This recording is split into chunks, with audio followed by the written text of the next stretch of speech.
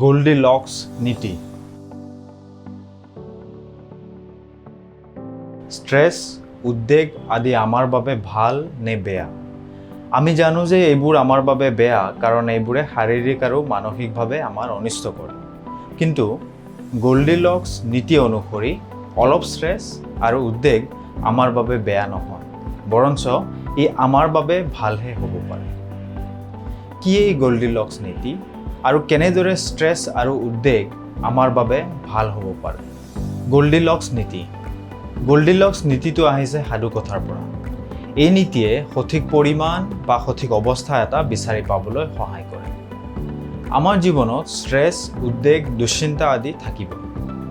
এটা সঠিক পৰিমাণৰ ষ্ট্ৰেছ, উদ্বেগ, প্ৰত্যাহ্বান আৰু শিহৰণ থকা সেই বিন্দু থাকে, আৰু আমি সেই বিন্দুটো বিচাৰি পাব লাগে, সেই পইণ্টটো বিচাৰি পাব লাগিব, যদিহে কামবোৰ আমি ভালদৰে কৰিব বিচাৰোঁ আৰু জীৱনটো সুন্দৰকৈ জীয়াই থাকিব বিচাৰোঁ। কিন্তু কিয় ষ্ট্ৰেছ বা উদ্বেগ আমাক লাগে? কিছুমান কামত দুশ্চিন্তা, উদ্বেগ আৰু ষ্ট্ৰেছ থাকে, সেয়া বেছি হ'লে ভাল নহয়। কিন্তু যদি এটা চাকৰিত বা কামত এইবোৰ একো নাথাকে, তেতিয়াও সেয়া আপোনাৰ বাবে ভাল নহয়। উদ্বিগ্নতাৰ লেভেল আৰু আপুনি কৰি থকা কামটোৰ ফলাফলৰ মাজত এক সম্পৰ্ক আছে। আপোনাৰ যদি কামটো বা তাৰ ফলাফলক লৈ কোনো উদ্বিগ্নতা নাই, ষ্ট্ৰেছ নাই, তেন্তে আপোনাৰ কামটোত একেবাৰে মন নাই, আগ্ৰহ নাই, আৰু সেয়ে কামটো আপুনি ভালদৰে নকৰে, যাৰ ফলত তাৰ ফলাফলো বেয়া হ'ব। সঠিক পৰিমাণৰ ষ্ট্ৰেছ। ছাত্ৰ-ছাত্ৰী বা চাকৰিয়ালৰ সকলোৰে ক্ষেত্ৰত সঠিক পৰিমাণৰ ষ্ট্ৰেছ বৰ প্ৰয়োজনীয়। বেছি হ'লেও বেয়া, কম হ'লেও বেয়া। এটা এনে বিন্দু বা পইণ্ট আমাক লাগে, ষ্ট্ৰেছ আৰু উদ্বেগ, য'ত দুয়োটাই বেলেঞ্চ অৱস্থাত থাকে। আৰু গোল্ডিলক্স নীতিয়ে ইয়াকে বুজায়। ষ্ট্ৰেছ বাহিৰৰ কিছুমান কাৰকৰ পৰা আহে। কিবা এটা প্ৰেজেণ্টেশ্যন দিয়া বা মিটিং এখনৰ বাবে অলপ ষ্ট্ৰেছ হয়, সেয়া সীমাৰ ভিতৰতে থাকে। সেই কথাটোৱে আপোনাক মটিভেট কৰিব পাৰে। অলপ ষ্ট্ৰেছ বেয়া নহয়। কিয়? ই মগজুত কৰ্টিজল নামৰ হৰম'ন নিঃসৰণ কৰে, যিয়ে কম সময়ৰ বাবে আপোনাৰ কাৰ্যক্ষমতা বঢ়াব পাৰে আৰু লগতে মগজুৰ ক্ষমতা বৃদ্ধি কৰিব পাৰে। ই মগজুৰ প্লাষ্টিচিটি বঢ়ায়, আৰু সেয়ে আপুনি বেছি ভালদৰে চিন্তা কৰিব পাৰে আৰু মনত ৰাখিব পাৰে। শ্বৰ্ট টাৰ্ম ষ্ট্ৰেছ বা কম সময়ৰ বাবে হোৱা ষ্ট্ৰেছ বেয়া নহয়, কিন্তু বেছি ষ্ট্ৰেছ আপোনাৰ বাবে ভাল নহয়।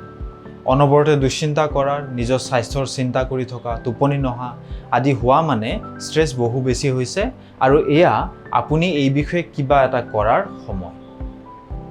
উদ্বেগৰ স্বাস্থ্যকৰ পৰিমাণ। উদ্বেগৰ সৃষ্টি আমাৰ ভিতৰৰ চিন্তা কৰা প্ৰক্ৰিয়াৰ পৰা হয়। খুব বেছি উদ্বেগ থাকিলেও কিন্তু তাৰ নিগেটিভ প্ৰভাৱ আপোনাৰ কৰ্মক্ষমতা আৰু কাম কৰাৰ ধৰণৰ ওপৰত পৰিব, আৰু তেতিয়া কামটো বেয়া হ'ব। আনহাতে একেবাৰে যদি উদ্বেগ নাথাকে, তাৰ মানে আপুনি কামটোৰ ফলাফলক লৈ কোনো ধৰণে চিন্তাই নকৰে, আপোনাৰ কোনো আগ্ৰহ নাই। গতিকে সঠিক পৰিমাণৰ উদ্বিগ্নতা থাকিলে আপুনি কামটোৰ বিষয়ে চিন্তাও কৰিব, আৰু তথাপিও মনটো কিন্তু পৰিষ্কাৰ হৈ থাকিব, কামটো ভালদৰে কৰিব।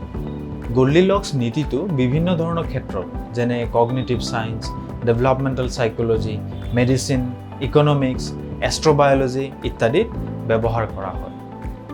নিজৰ এই গোল্ডিলক্স স্পটটো বিচাৰি পালে, য'ত আপোনাৰ উদ্বেগ, দুশ্চিন্তা আৰু ষ্ট্ৰেছ আদি এক বেলেঞ্চ অৱস্থাত থাকে, তেতিয়া আপোনাৰ কামবোৰ বেছি ভালদৰে কৰিব পাৰিব, আৰু তাৰ ফলাফলো আগতকৈ বেছি ভাল হ'ব।